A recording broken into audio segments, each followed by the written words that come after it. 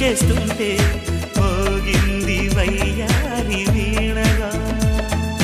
ముద్దుల ఊసులు మబ్బుల వీధికి తీసుకు వెళ్ళాలి, ముచ్చట చూసిన అల్లరి గాలులు పల్లకి తేవాలి.